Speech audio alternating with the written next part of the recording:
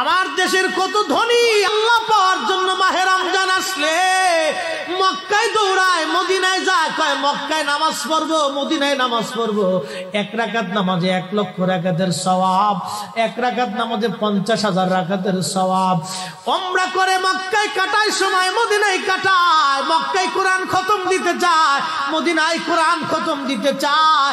সওয়াব মাহে রমজানে অগণিত সওয়াবের আশায় ব্যক্তিগুলি আল্লাহর ঘরে হাজিরা দেয়, কিন্তু বাড়ির পাশে গ্রামের কত গরিব মানুষ টাকার অভাবে বাবা ভালো ইফতার করতে পারে না, টাকার অভাবে কত মা ভালো সেহরি করে রোজা রাখতে পারে না। এই ধনীরা এই গরিব মানুষের ঘরে খাবার না দিয়ে আল্লাহরে পাওয়ার জন্য মক্কা মদিনায় দৌড়ায়। আল্লাহ ডাক দেখো, বান্দা একবার মরে দেখ, কায়দা মতো জুতা দিয়ে পিটামো, আমার বান্দারা না খায় ইফতার করবে, আর তুই আল্লাহ পাওয়ার জন্য মক্কায় আইছো, এমন আল্লাহ আমি ধরা দেব না।